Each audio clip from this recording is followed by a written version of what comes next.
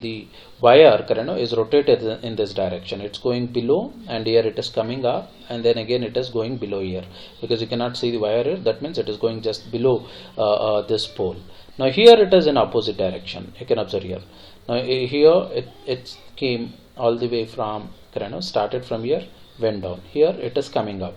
Now here it is the wire is coiled on this pole in this direction. Now here it is in the opposite. Here it was going like this. It is in the opposite direction. You can observe here. Now here it is coming out, and here it is going inside.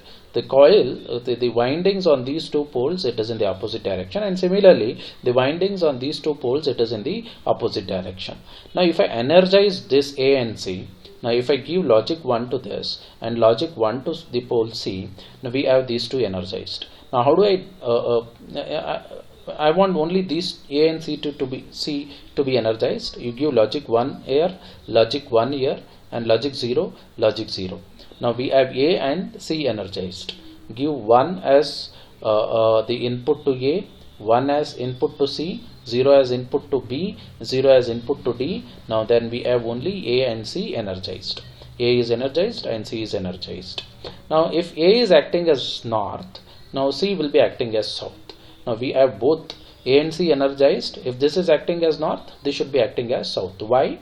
Because the windings are in opposite direction. If this is acting as north, obviously this should act as south. If this is acting as north, this should act as south pole. And similarly, if I want to energize B and D, I have to de-energize A and C. How do I de-energize A and C? I have to give logic 0 to A, logic 0 to C. I have to give logic 1 to B and logic 1 to D.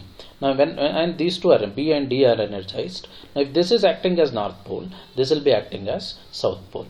And this is my rotor. Now I have shown here how many teeth? 1, 2, 3, 4, 5, 6, 7, 8. 8 teeth I have shown now here. Let us assume I am energizing A and C. Let me assume this is acting as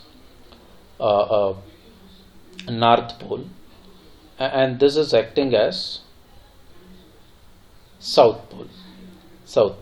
When this is acting as north and when this is acting as south pole, so this is north, this is south, and this is south. What will happen? It will try to attract like this, and this I'm assuming it is acting as south, and this is north. It will try to get attract. Now you have one step movement. Now after that I'll be energizing these two. Now what will happen? Say this is acting as north and this is acting as south. So this south gets attracted to this north, and this north get attracted towards this south. So this is how it rotates. Now basically you should go for energizing A and C. First you energize A and C, next you go for energizing B and D, next you go for energizing A and C. So the stepper motor will rotate. Now that was the diagram which I wrote for explaining you how the stepper motor works, and this is the another diagram. Now you can observe here the pole A. So this is pole B, pole C, and pole D. So the names are little different. You can observe here. This is pole A, and similarly this is pole B. This is pole B, and this is pole C, and this is pole D. This is pole D. I have written here also D, C, B, and A. Now I have shown only one teeth here. Two teeth. This is, I'm assuming this is north and this is south. Now when I energize, if I want to rotate, I want to energize this and this. When I energize A and B, now I energize A and B. Now this will act as south, and if this acts as the north, this will try to pull this pole, and this will try to attract. Now it rotates one step like this. Yeah, and the stepper motor can be implemented in different ways by changing the sequence of activation of the stator windings based on the different stepping modes. Sequence of activation, we have three types. One is full step, wave step, and half step. Now this is the this table explains how you energize the coils in the full step mode. So this is the same diagram which I showed you in the previous slide. Now I have coil A, this coil B, this coil C, this one, coil D, this one. Now if I want to rotate one step, this is what I have to do. First I energize coil A and B. So this is energized and this is energized. If this is acting as south, this will be acting as north. What will happen? This will try to repel this end and this will try to attract. Now you have this rotated. This end will go here. And next one, what you have to do?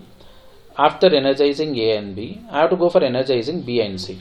This is B and this is C. Now when earlier I assume this was acting as north and this was acting as this was acting as south and this was acting as north. It goes here. Now when I energize B and C, this will act as south, this will act as north, and again what will happen? So this vertical after this first energizing B and C, it will become horizontal. South is here, north is here. Then again this will try to repel and this will be acting as north. The south is here. This will try to repel and this will try to attract. Again, so the horizontal one will become again what? The vertical one. And similarly, next you're going to energize C and D, and next you're going to energize D and A. So A and D. So first energize these two, next energize these two, next energize C and D, next energize A and D. A and D. So this is how the coil should be energized if you want a full step. Next is wave step. So if the stepper motor is configured, see here, in order to have one full step of the rotor, you are energizing two coils, A and B, and next B and C, next C and D, next A and D. So and so this will and to repeat this, again energize AB and then BC, and then CD, and then AD again. Now in the wave step, so we don't energize two coils together. So if the stepper motor is designed or configured for the wave step operation, now see here, I'm energizing only coil A. Now this is sufficient. Energizing only coil A is sufficient. What it will do? It will make this as south and it will repel. It goes here. Yeah. And energize B, again it will repel this end. And energize C, energize D, only one coil you need to energize. Now what this will do? Energizing in this fashion, first A, B, C, D will make the rotor rotate in the clockwise direction, like this. Now if I start energizing in the reverse direction, if I energize first D and next C and next B and next A, the rotor rotates in anti-clockwise rotation like this. Now, so there is off step also. In off step, if the stepper motor is configured to operate in off step, now first I energize coil A. Now when I energize coil A, what it will do? It will not going to make one full step. Instead, it will make off step.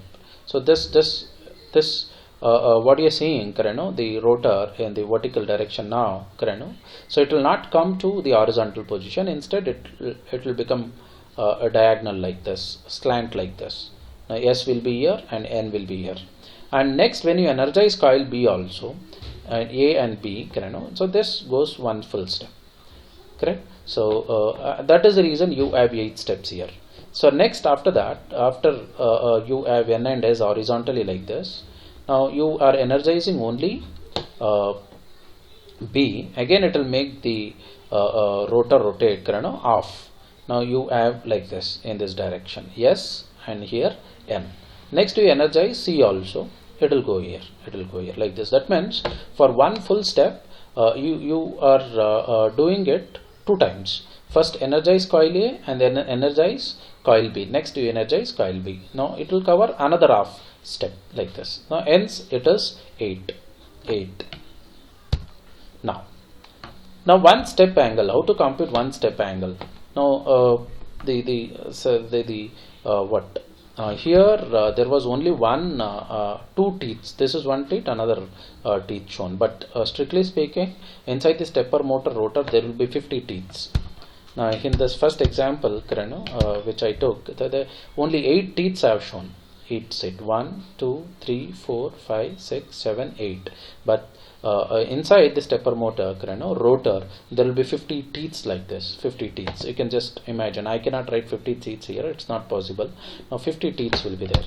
Now, and here in these examples, there was only one thing which was taken to explain you people.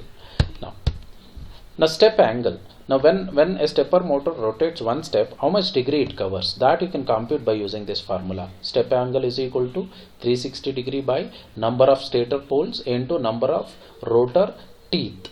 Number of rotor teeth. Now when I am computing it for the full step angle is equal to 360 degree divided by 4, because in all the things, there are 4 poles. You can see here A, B, C, D are the 4 poles which are available. Stator poles. A, B, C, D are the 4 poles. A, B, C, D are the 4 poles. Now that is 4 into 50 teeth. In the stator, I am saying there are 50 teeth. So if you count, the 50 teeth will be there. Here I have written only 8 teeth, but so in general, any stepper motor you take, 50 teeth will be there. When I do that, I got 1.8 degree. 360 by 4 into 50. 360 degree divided 1 complete rotation divided by number of stator poles into number of teeth on the rotor. It gives 1 point. That means when the stepper motor rotates one step, it covers 1.8 degree. If I want the stepper motor to rotate for 180 degree, now how many steps I want to make it to rotate?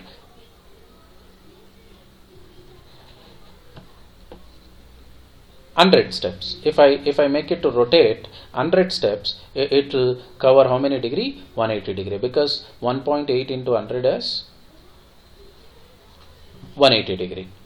And similarly, if I want to make stepper motor rotate one complete rotation, then I have to give how many steps? 200 step. 1.8 into 200 is 360 degree. And similarly for the wave step, it is the same again. 360 by 4 into 50. So even in the stepper motor which is configured to operate in wave step mode also covers 1.8 degree for step. In half step, it is not 1.8 degree, it covers only 0.8 degree. That is the reason, that is what I told you, because here it is not going to make one full step, instead it rotates half. In the first thing, it makes half a step. In the next, when you energize coil B also, it will make one full step. Now it is 1.8 degree. In a half step, it covers 1.8 degree. So that means here if you want to make the stepper motor, if the stepper motor is designed configured to operate in an half step mode, to make the stepper motor rotate in 180 degree, 1.8, you have to give not 100 steps, you have to give 200 steps. Here 100 into 1.8 is 180 degree. Here is 1.8 into 200 will make you a stepper motor rotate 180 degree. And this is showing how to interface a stepper motor through a driver circuit connected to the port pins of the microcontroller. This is microcontroller or the processor. So these are the port pins of the microcontroller. Now, and you cannot directly connect the stepper motor to the port pins of the microcontroller. It is connected through the driver IC. For this stepper motor, this is the driver IC ULN2803, and this is the driver IC which is designed and built by the Texas Instrument. Now it is connected like this.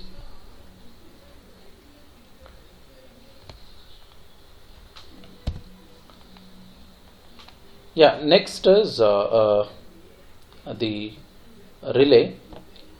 Relay is again an electromechanical device in an embedded application which is used to create a dynamic path for the signals and the power. Why I say dynamic path? Because this relay can be used in order to change the path from one to the other.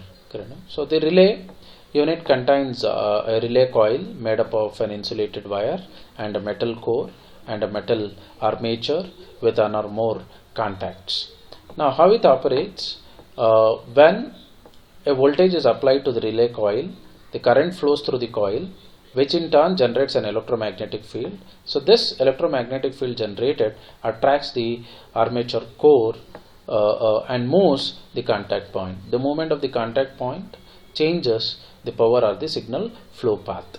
Now this you'll understand with the diagram I'll show you. So these are the relays. This is a relay coil.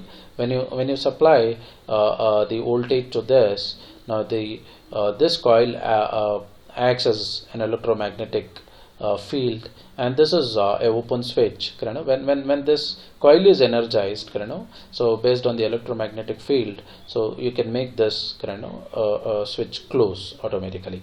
Now initially it will be in the open state. When you energize this by supplying the required voltage, this acts as an electromagnetic field, and this closes the circuit. And similarly, when you stop the voltage supply to this, so this coil is not acting as an electromagnetic field, so this will be released. And similarly, this is an opposite. This switch is already in the closed. This was in the open state. This is in the closed state. Now if I want to open this, again I can energize this. When I energize this will be opened. And here you can see I want to switch between two paths. Now this is the path which is under active. Now if I energize this, so this switch will change the path from this to this. Now we have normal open single pole single throw relay, and then normally closed single pole single throw configuration. This is single, this is open, normal open. When this is energized, it will take it to the closed state. So this is closed. When this is energized, this will take it to the open state. And this is the single pole double throw relay. So this is the path which is active right now. Now if I want to just switch to this path, I'll go for energizing the coil. It will switch to this path. When I de-energize this coil, so again from this path it will switch to this. We'll stop at this point, and the next topic is the buzzer. From here we'll continue in the next session. Thank you.